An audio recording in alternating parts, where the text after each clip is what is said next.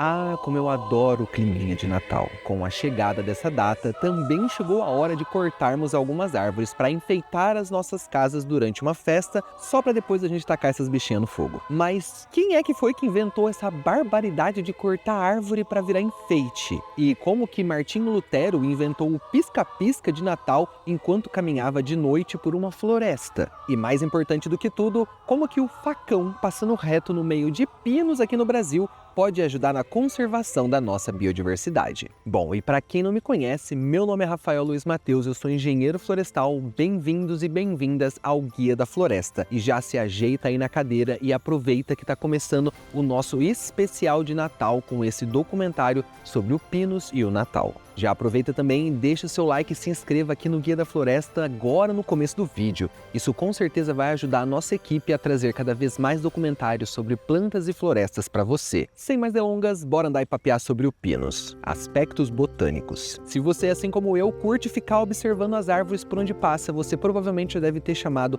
esse tipo de árvore de conífera. Mas por quê? Bom, chamar essas gimnospermas de coníferas não parece algo tão difícil de fazer, já que a associação é bem explícita, né?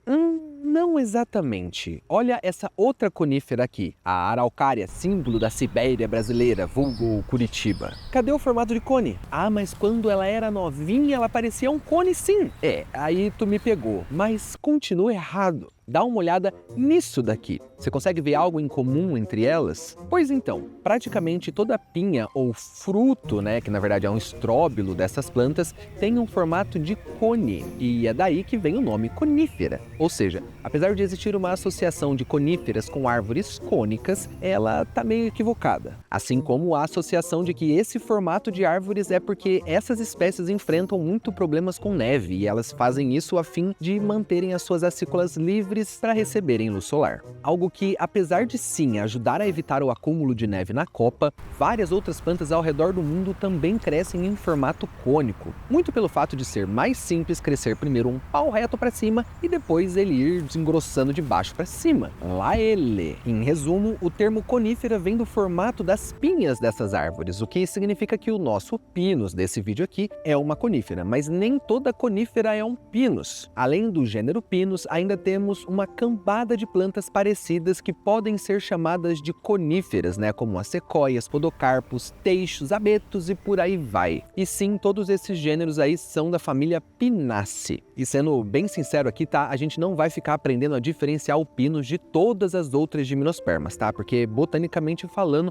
correr chave dicotônica de gimnosperma é muito chato. Já começa pelo fato delas não terem folhas, né? Mas sim acículas. Daí tem que ver a quantidade de acículas por agrupamento, o comprimento delas, se são quadradas, se são triangulares, se a pinha dá para cima, se a pinha dá para baixo e mais um monte de outras características que é difícil de gravar. Então é muito mais fácil se você tiver ali com a planta e com a chave dicotômica na mão, tá? Então não adianta a gente ficar aqui correndo por todas elas num vídeo. Mas de maneira prática, se você tiver com alguma dúvida se a árvore que você está observando é um pinus ou não, eu diria para você olhar para o chão, ao redor dela. Se for um pinus, com certeza você verá um monte de pinha de Natal espalhada por aí, a menos que seja num jardim com muita manutenção. E sendo bem sincero, não existe nada, tanto no reino vegetal inteiro, quanto mais dentro de gimnospermas brasileiras, né, ou pelo menos que ocorrem aqui no Brasil, que vão te fazer lembrar o Natal como uma pinha de um pinus verdadeiro. Caso você não veja nenhuma pinha no chão e ainda esteja com alguma dúvida,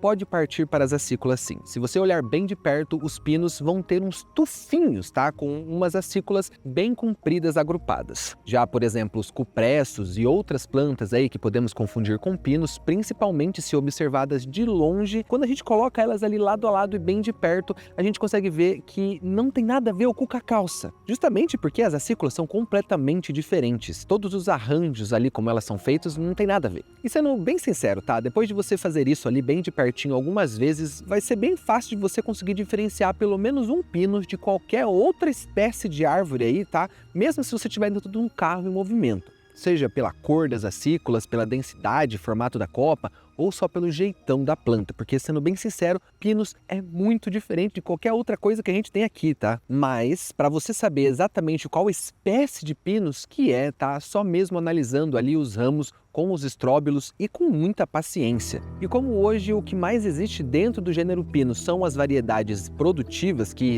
misturam um monte de espécies aí, a gente não vai ficar aqui correndo chave das principais espécies de Pinus, tá bom? Se você quiser tentar aí identificar a espécie que está correndo no teu quintal, boa sorte! Normalmente eu recomendo as chaves do Reflora para identificação de plantas, mas segundo o próprio Reflora, no Brasil existem cerca de 35 espécies de Pinus aceitas, tá? Além de outras 83 sinônimos. E a coitada da chave do Reflora abrange somente 8 espécies, tá bom? Mas eu vou tentar linkar alguns outros artigos aqui de taxonomia de Pinus nas referências bibliográficas fixadas no primeiro comentário, caso você queira aí se aprofundar no assunto. Contudo, sendo bem sincero, tem tanta espécie desse gênero, algumas tão estranhas e diferentes entre si, que mereceriam um vídeo só para elas. Como esse vídeo que está aparecendo aqui para você sobre a árvore mais antiga do mundo, que é um Pinus. Mas em termos práticos aí, a gente vai continuar o nosso documentário tratando sobre o gênero Pinus, e não sobre alguma espécie de Pinus em específico. Usos tradicionais. Ah, porque eu vi o Bear Grylls fazendo chá de pinheiro para sobreviver numa tempestade de neve, dizendo que é cheio de vitamina, que não sei o que lá. Sim, é por conta de algumas dicas de sobrevivencialismo pela metade como essa que sempre aparecem um monte de comentários de gente me perguntando se pode ou não tomar chá de folha ou acícula de Pinus. Vamos usar um pouco do que a gente viu no capítulo de botânica agora mesmo. Eu falei que Pinus tem acículas compridas, sempre agrupadas nos tufinhos. Agora, repara nessa foto postada pela própria página do Bear Grylls. Olha o tamanho dessas aciculinhas e veja que elas não são agrupadas. Ah, mas é um Pinus diferentão. Sim, exatamente. Ele é tão diferentão que chega a ser de outro gênero, provavelmente uma Pícia ou uma Abis. Você já ouviu falar nos nomes Spruces ou Abetos? Se tu for ler qualquer coisa aí meio trevozinha, meio gótica do hemisfério norte, hora ou outra alguém vai falar sobre esse tipo de árvore. Esses tipos de árvores, né? Porque são 3 gêneros que a gente está falando aí, Pinus, Piscis e Abis. Então, essas são outras coníferas também da família Pinaceae e justamente por isso são tão parecidas com os pinos. Ou seja, o pinheiro que o Bear Grylls toma chá não é o Pinus que cresce feito louco aqui no Brasil não, tá? Mas enfim, o que eu quero dizer com isso é, não saia por aí fazendo chá de qualquer gimnosperma que você achar por aí, tá bom? Essas plantas são todas parecidas e algumas são sim comestíveis e medicinais, já outras são tóxicas. Mas especificamente sobre os usos tradicionais do Pinus, a gente encontrou alguns relatos de usos medicinais dessa planta por comunidades tradicionais bem isoladas entre si, desde comunidades na Turquia, Índia e até indígenas norte-americanos, o que demonstra sim um grande potencial medicinal do gênero Pinus. Ela tem potencial antisséptico se for aplicada topicamente sobre a pele, se ingerida tem o efeito anti-inflamatório, tem relatos até para tratar problemas no estômago e como antigases, ou seja, até para tratar peido encalavrado ela já foi utilizada. Mas novamente, mesmo sendo comprovado o uso medicinal de algumas espécies de Pinus, eu preciso deixar claro que mesmo se você acertar o gênero e a espécie mais indicada na literatura, os níveis de toxicidade desses remédios são relativamente altos, o que levanta um alerta para a superdosagem dessas substâncias. Outro fator interessante é que cada parte da planta tem potenciais medicinais diferentes, sendo alguns mais ou menos tóxicos do que outros. Relatam-se o uso da casca, das acículas, das pinhas, das resinas, dos óleos extraídos de cada parte diferente da planta e por aí vai. O que sempre cai naquele ápice das plantas medicinais. Não basta saber se uma planta é medicinal ou não, tem que saber identificar certinho a bichinha, saber qual parte da planta utilizar, como extrair o efeito medicinal, como administrar, além de prestar atenção nas contraindicações e alergias. Por isso que eu sempre fico com receio de ficar mostrando estudos medicinais com essas plantas aqui. Porque tem gente que acha que só porque um artigo comprovou o uso anti-inflamatório significa que sim, você pode tomar chá de qualquer pé de pinheiro que você encontrar no terreno baldio. E não é assim, galera. É por essas e outras que o principal uso das espécies de Pinus, ainda mais pela grande maioria ser de rápido crescimento, é o uso da sua madeira,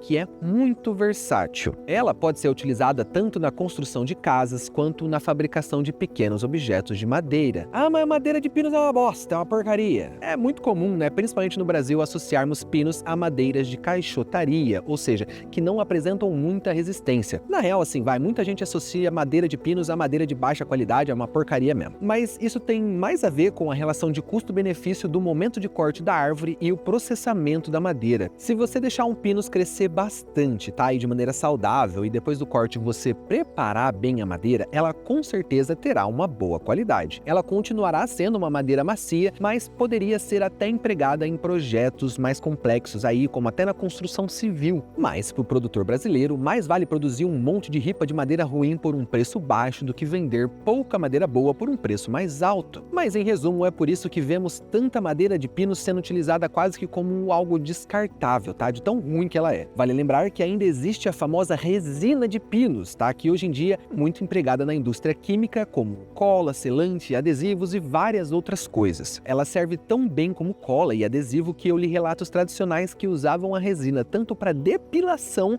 quanto como uma substância impermeabilizante de telhados. Essa resina também é muito utilizada na indústria farmacêutica, né, por meio dos seus usos bactericidas, fungicidas e vários outros cidas da vida. Mas como eu já disse, né, o uso medicinal dessa planta é um pouco preocupante pela facilidade de usá-la de forma errada, tá? Então a gente vai passar reto por aqui. Então assim, na real, apesar de eu odiar o pinus pelo estrago que ele traz à nossa biodiversidade brasileira, não tem como negar que a bichinha é versátil, tá? É indústria alimentícia, é de cosméticos, é papel e celulose e mais uma cambada de processos aí que utilizam derivados dessa planta. Não dá para negar também que existem alternativas nativas que poderiam ser estudadas e empregadas como substitutas. Eu acho que eu até babei. Mas o mercado sempre vai preferir produzir uma espécie multiuso, mesmo que ela não seja a melhor em todos esses usos, do que produzir várias espécies com poucos usos, mas que são específicos e mais otimizados para cada finalidade. Vale ressaltar que o uso madeireiro do pinus é tão importante que o Brasil tem investido cada vez mais na silvicultura desse gênero, sendo o pinus e o eucalipto as duas espécies madeireiras mais importantes produzidas por aqui. Sim, monoculturas de pinos trazem diversos impactos para as nossas terras tupiniquins, tá? Tanto por serem monoculturas, algo que por si só já é super impactante, quanto pela espécie, né, que é considerada uma exótica invasora agressivíssima. Mas a gente não vai entrar tanto nesse aspecto do pinus nesse vídeo, porque já tem um vídeo completo sobre isso, que é esse daqui, onde eu fui num morro tomado de pinos para procurar a árvore de Natal perfeita. O que nos leva para o nosso próximo capítulo, o Natal e o pinus. Enfeitar árvores próximo à data que hoje chamamos de Natal é um costume pagão, tá? Assim como o próprio significado religioso transmorfo que também damos a essa data hoje em dia. Mas a gente não vai focar aqui no significado do Natal, muito menos entrar em toda aquela brisa do Zeitgeist sobre o catolicismo fagocitar os rituais de solstício de uma outra galera aí. Se tu quiser um vídeo aí um pouco mais profundo sobre o tema, né, mais especificamente sobre a relação planta e ser humano dessas comunidades pagãs,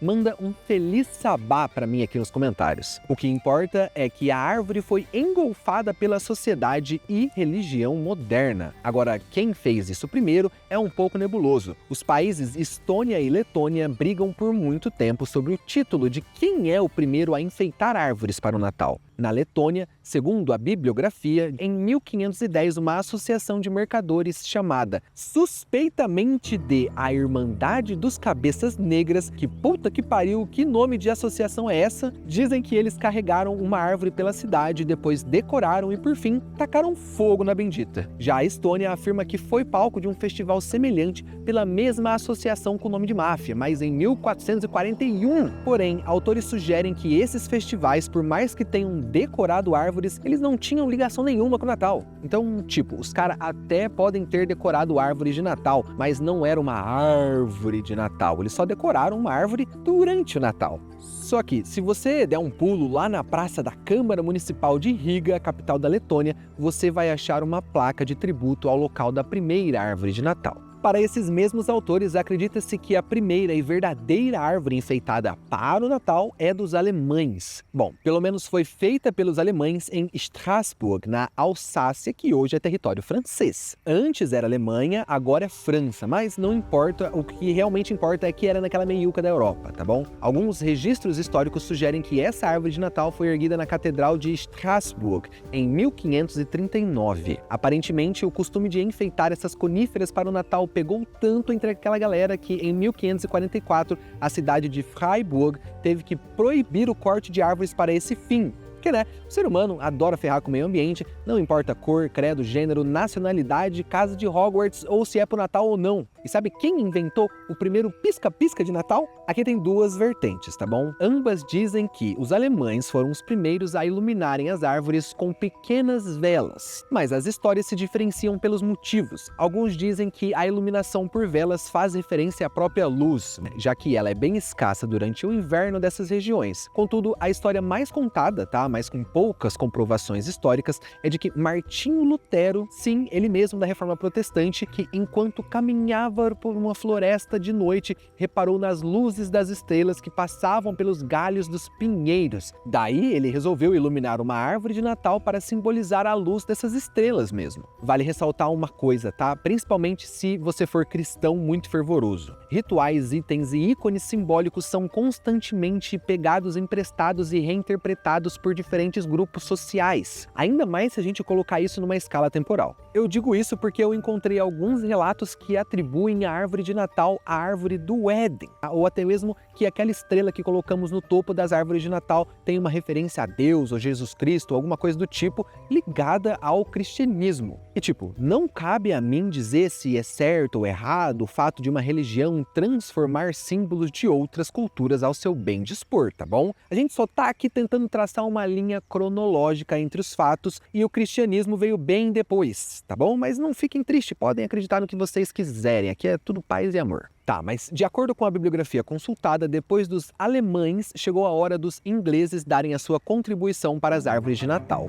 Em 1848, a rainha Vitória e o seu marido, o príncipe Alberto, que era imigrante alemão, foram retratados em volta de uma árvore de Natal super bem decorada, tá? Em uma ilustração publicada no Jornal de Londres. E claro, a rainha Vitória já ditava muitas tendências, tá? E dentre essas várias que ela fez virar febre, a árvore de Natal foi uma delas. Agora, se a gente fosse entrar no mérito, tá? De falar sobre a evolução dos diferentes enfeites das árvores de Natal, a gente ia ficar até amanhã aqui. A gente já falou aí um pouquinho sobre o pisca-pisca, que na verdade era feito de vela pelos alemães, mas com certeza tem muito mais coisa por trás das bolas, laços e símbolos natalinos que a gente pendura nas árvores. Outra coisa, nem só árvores são decoradas no Natal. Tem algumas ilhas na Grécia que até hoje enfeitam uns pequenos barquinhos de madeira, tá? Para a época do Natal, como um símbolo de boas-vindas a marinheiros. Tem também uma galera na Catalunha que enfeitam uns ocos de madeira com os rostos pintados que tem que dar comida para esse tal de Tio de Nadal até ele cagar os presentes na noite do Natal. E não, eu não inventei nada disso que eu acabei de te contar, tá bom? Tem até um povo na Escandinávia que também enfeita suas árvores de Natal, só que com doces. Daí a última tradição natalina é saquear os doces das árvores antes de tacar elas na fogueira, tá? E não se espantem porque, cara, praticamente todas essas árvores produzidas, tá, na América do Norte, aí, na Europa, depois de usadas como enfeites, cara, elas vão pra fogueira, tá?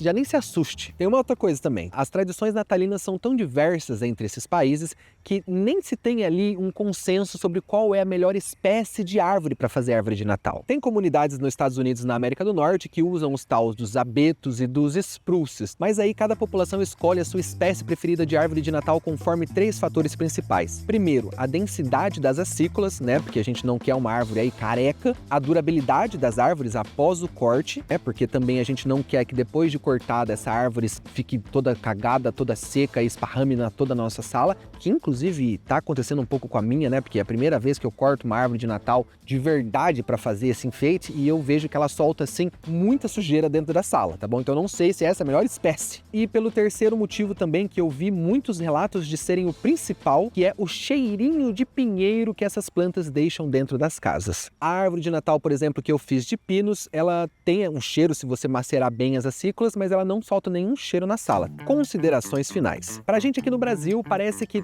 todo mundo enfeita as árvores como a gente, tá? Coisa que a gente aprendeu dos norte-americanos, que por sua vez aprenderam dos britânicos. Sendo que, na real, mesmo vivendo numa era completamente globalizada como hoje em dia, ainda existem comunidades que comemoram o Natal de formas que a gente nem imagina. Mas dentre todas e mais diferentes formas de comemorar o Natal, eu confesso que produzir árvores durante um bom tempo só para você cortar esse troço para servir de enfeite numa festa é a a coisa mais estranha e egoísta de todas. Agora, imagina se a gente usasse o ato de cortar árvores até acabar com uma espécie inteira numa determinada região por bem. Imagina se a gente usasse a porcaria dos pinos que invadem as áreas naturais brasileiras como árvores de Natal, numa tentativa de controle de exóticas invasoras. Bom, foi isso que eu tentei fazer com um vídeo da árvore de Natal perfeita, tá? Mas eu tenho consciência que exterminar uma exótica invasora, dando um fim de uso para ela, é bem perigoso. Porque se esse fim puder ser monetizado, o ser humaninho ele vai querer plantar mais dessa porcaria, né? Para conseguir mais grana, é natural. Então, na real, eu não acredito que muitas pessoas, vão se dar ao trabalho de ir cortar pinos, nem para fazer árvore de Natal, muito menos para fazer controle da invasão dessas espécies. Mas, com certeza, essa ação vai deixar mais pessoas informadas de que no Brasil não devemos plantar nenhuma espécie de pinos, além de ter que tomar cuidado com várias outras espécies aí que são exóticas invasoras. E lembrando que o vídeo que eu gravei no morro, tá? Cortando pinos, é um complemento para esse que você tá vendo aqui, tá bom? Então, vai lá entender mais sobre o impacto dessa planta nas nossas florestas brasileiras antes de comentar qualquer coisa sem noção aqui, hein? Mas no fim do caso, esse aqui foi o resultado da minha árvore de Natal perfeita. Ela pode não ser a mais bonita, mas pelo menos não é de plástico e tá ajudando na conscientização e no controle das exóticas invasoras. Eu acredito que aprender tanta coisa sobre o pinus, tá? Além de conhecer os rituais natalinos que a gente sempre reproduz no final do ano, já deve valer o seu like nesse vídeo. E se você também quiser apoiar o trabalho de divulgação científica que o canal do Guia da Floresta desempenha, tanto aqui no YouTube, como em várias outras redes sociais, considere se tornar um membro aqui do canal. Eu tenho certeza que você nunca recusaria uma coxinha como um presente de Natal para alguém que você gosta, não é mesmo? Então arme esse presentão aqui para nós. Nesse Natal, seja membro do Guia da Floresta e venha fazer parte da comunidade de amantes de florestas que mais cresce no nosso Brasil, tá? É mais barato do que uma coxinha. E agora estão aparecendo outros 2 vídeos aqui para você continuar a sua jornada em meio a plantas, florestas, universo e tudo mais. Muito obrigado pela sua presença até o final desse vídeo. É nóis, tamo junto, bora cortar uns pinos, valeu e falou!